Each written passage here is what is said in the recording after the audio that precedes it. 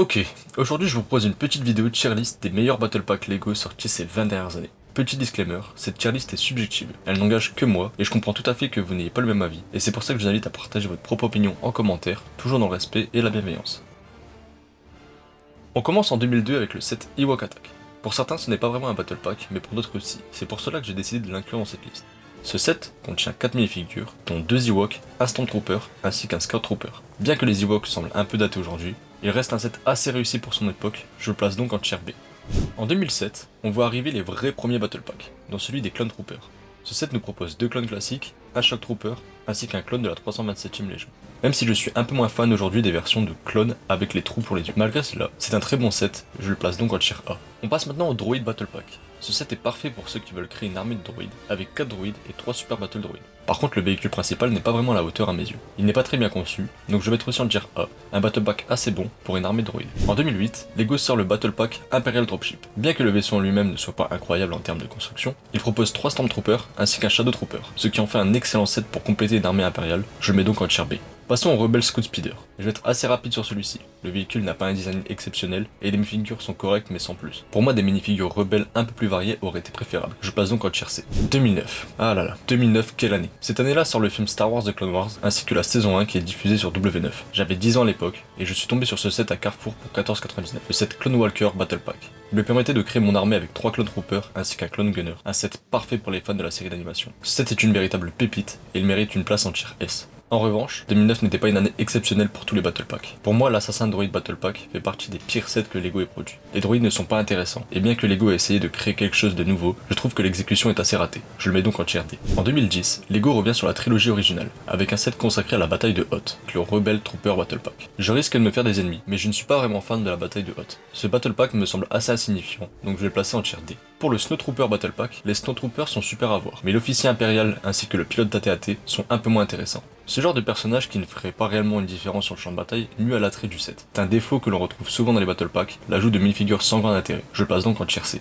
En 2011, Lego introduit un nouveau Battle Pack de clones. Le problème, comme mentionné précédemment, c'est qu'on a un clone Arc Trooper qui est vraiment bien conçu à mes yeux, mais à côté de ça, plutôt que des clones classiques ou des unités plus iconiques comme la 501ème, on obtient un clone de la compagnie Horn et 2 clones des mineurs, qui à mon avis manquent d'intérêt. Cependant, le speeder inclus dans ces sets est plutôt bien réalisé, ce qui lui permet de mériter une place en tier B. Quant au Mandalorian Battle Pack, que dire? Je le trouve plutôt simpliste. Les Mandalorians sont bien, mais sans plus. Il y a vraiment rien d'exceptionnel dans ce set, c'est qu'il le rend assez moyen à mes yeux. Il n'est pas mauvais, mais il manque de personnalité. Je le mets donc en tier C. On arrive à 2012, et 2012 nous livre un excellent Battle Pack, avec les Clone Troopers d'élite face aux commandos droïdes. Ce set propose un Arc Trooper ainsi qu'un Arc Trooper d'exception, opposé à 2 commandos droïdes, qui sont de vrais assassins droïdes. Les 2 clones sont parfaitement réalisés, mais encore une fois, je pense que l'Arc Trooper aurait dû être dans un set classique plutôt que dans un Battle Pack. En effet, un Battle Pack doit permettre de créer une armée, et l'intérêt d'avoir 4 Arc Troopers identiques est limite. À la limite, une petite variation avec 4 Arc Troopers différents aurait été un ajout parfait. Malgré cela, ce Battle Pack est clairement un tier S pour moi. Le Battle Pack Endor Rebel Trooper et Imperial Trooper nous propose une confrontation entre les troupes rebelles d'Andorre et l'Empire. C'est un excellent set pour réaliser une mock sur Andorre, cependant étant plus fan de la prélogie, je lui attribue une place en tier C, bien que je reconnaisse sa qualité.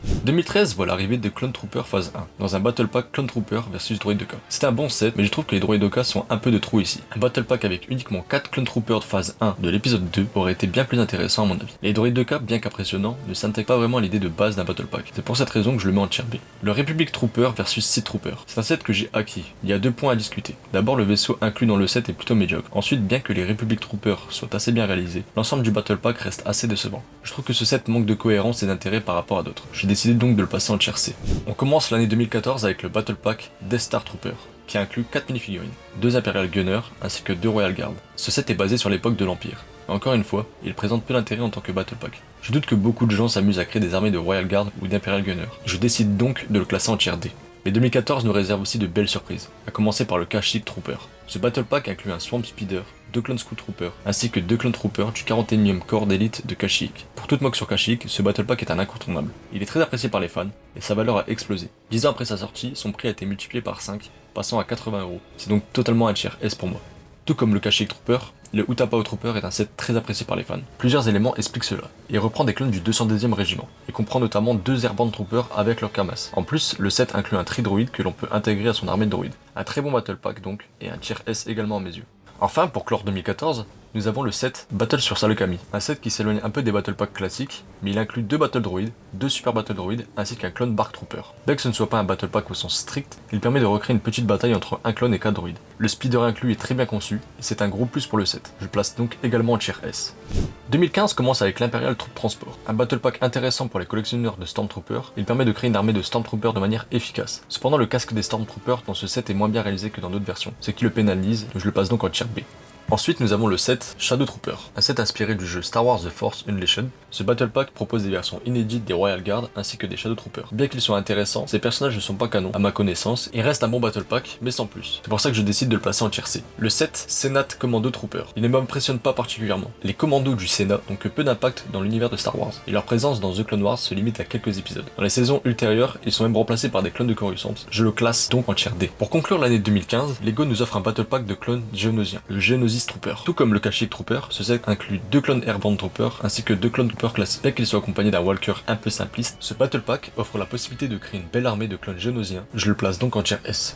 2016 a été une année compliquée, notamment avec la sortie de Star Wars Le Réveil de la Force. Pour certains, un bon film, mais pour d'autres, une trilogie décevante, et je fais partie de cette seconde catégorie, ce qui biaise forcément mon avis sur les sets associés à cette trilogie. Le Resistance Trooper Battle Pack ne fait pas d'exception. Un pack de résistants face au Premier Ordre, mais au final c'est un set fade insignifiant. Je passe donc en tier D. Le First Order Battle Pack, également lié à la trilogie 7-8-9, au lieu d'avoir 4 Stormtroopers du Premier Ordre, on en a seulement 2, accompagnés de 2 membres d'équipage. Ce problème de diversité et l'absence d'originalité me pousse à classer directement en tier D. Heureusement, le Rebel Alliance Battle Pack nous ramène à l'ère de la trilogie originale, et étonnamment je l'apprécie. Bien que je ne sois pas un grand fan des sets liés à la résistance, ce set se distingue par ses 2 figurines aliens, un Duros ainsi qu'un Rhodien. Pour ceux qui aiment Mos Eisley ainsi que la création de Mok, c'est un excellent moyen d'ajouter de la diversité sensorielle. Bien que léger, je le place en tier B. Le Galactic Empire Battle Pack. Il propose des défauts, notamment un membre d'équipage peu intéressant, mais les 3 autres figurines, 2 Stormtroopers impériaux ainsi qu'un Shock Trooper, sont vraiment réussis. De plus, LEGO a amélioré le design des casques, bien meilleur que ceux du Imperial Troop Transport. Pour moi c'est un excellent set, donc je le classe en tier A.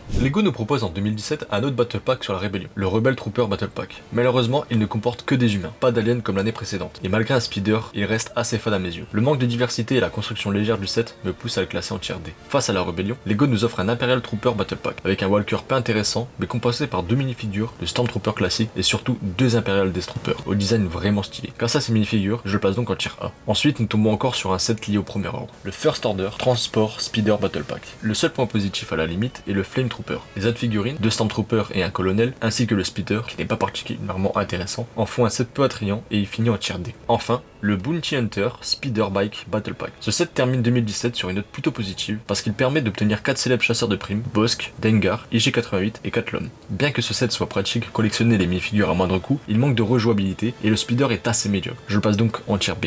2018 s'ouvre avec le set First Order Specialist Battle Pack. Encore un set du Premier Ordre, avec 2 Stormtroopers, un pilote et un membre d'équipage. Je suis désolé pour les fans de cette trilogie, mais ce set m'intéresse vraiment pas, je le mets aussi en tier D. Ensuite nous passons au Tatooine Battle Pack. Ce set met en scène des Tusken et des Jawas. Un rêve pour certains, mais la composition est un peu décevante. LEGO a choisi de mettre R3-T2 à la place d'un second Tusken. L'absence de diversité dans les figurines et l'assemblage limité du set me poussent à le classer en tier D. Le set Jedi and Clone Trooper Battle Pack. Ce dernier me laisse un avis mitigé. Certes, on y retrouve Ki-Adi-Mundi et Barry Sophie, mais ces sets perdent son intérêt en tant que Battle Pack. À quoi bon créer une armée de Barry Sophie? Surtout qu'elle est déjà apparue dans d'autres sets et n'est pas très populaire. Heureusement, les 2 clones de l'épisode 2 apportent une certaine valeur, je le place donc en tier B. Enfin, on termine 2018 avec le set Imperial Patrol Battle Pack. Malgré quelques figurines moins intéressantes comme le recruteur impérial ou le membre de l'immigration impériale, les patrouilleurs impériaux sont bien réalisés et le speeder impérial est l'un des meilleurs que LEGO ait produit dans un Battle Pack. Je le place donc en tier B. Nous entamons désormais l'année 2019 avec le set Elite Praetorian Guard Battle Pack, un set lié à la trilogie du Premier Ordre. Que dire de plus? À part le fait qu'il s'agisse d'un set issu des films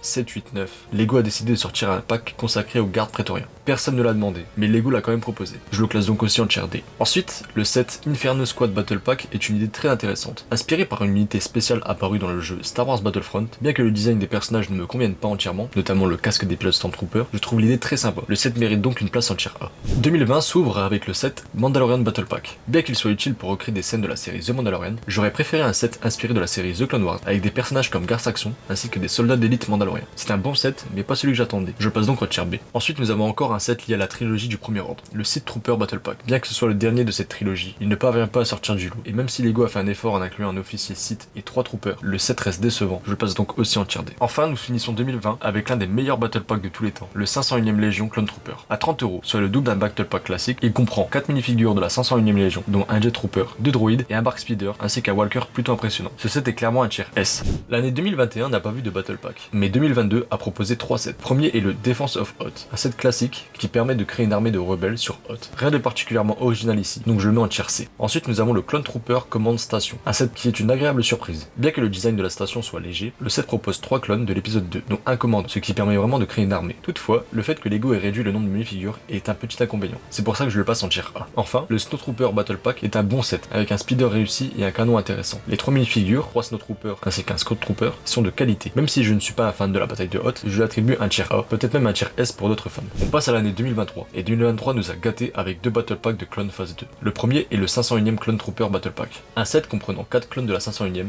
dont un officier, 2 Heavy Troopers et un clone spécialiste. Il inclut également un canon léger réussi. Les minifigures sont la vraie force de ce set, je mets donc en tier S. Ensuite nous passons au 332ème Ahsoka Clone Trooper Battle Pack. C'est un bon set avec 4 clones, dont 2 Jet Troopers, un Trooper classique et enfin le Captain Vought. Le design des casques, bien que bon, pourrait être amélioré, notamment la visière. Et le Swamp Speeder, qui n'est pas vraiment présent dans les épisodes où on retrouve ses clones, semble un peu décalé. Malgré ces détails, je lui attribue un tier A. Enfin nous arrivons à 2024, cette année du coup, et le Clone Trooper et Battle Droid Battle Pack est sans aucun doute le meilleur Battle Pack jamais sorti. Pour 30€, Lego offre 4 clones phase 2, dont un Shock Trooper, 2 Battle Droid et 3 Super Droid, ainsi qu'un Tri Droid et un Speeder pour les droïdes séparatistes. Ce set est un incontournable, malgré quelques constructions légèrement basiques, c'est clairement un tier S à mes yeux. Ensuite nous passons au set Embuscade sur Mandalore. Ce set reprend 2 Imperial Commando, ainsi que 2 combattants mandaloriens. Ce set est une belle surprise, grâce à la construction originale du terrain montagneux et aux minifigures bien réalisées. En plus de cela, il s'intègre parfaitement avec le set de combat Paz Vizsla contre Moff Gideon. Je le mets donc en tier S. Enfin, pour conclure cette liste, le Imperial Dropship versus Rebel Scout Speeder. C'est une réédition réussie d'un set de 2008. Il est maintenant amélioré avec des véhicules de bien meilleure qualité. Cependant, le prix élevé, 40€, et le nombre réduit de minifigures par rapport à d'autres Battle Packs font que je le place en tier A. Voilà, c'est la fin de cette tier list. Personnellement, je suis content de l'évolution des Battle Packs ces dernières années. Lego semble de plus en plus à l'écoute de la communauté, et ça se voit dans la qualité des sets. J'attends donc avec impatience les prochains sets, notamment le Night Trooper et Death Trooper Battle Pack pour 2025. N'oubliez pas que ce classement est basé uniquement sur mon avis personnel, il se peut que vous soyez en désaccord avec moi, et c'est parfaitement normal. Je serais ravi de connaître votre opinion et votre propre classement dans les commentaires, mais toujours dans un esprit de respect et de bienveillance. Merci d'avoir regardé cette vidéo jusqu'à la fin. N'hésitez pas à la liker et à vous abonner pour d'autres vidéos similaires et bientôt des vidéos de création. A bientôt, salut à tous.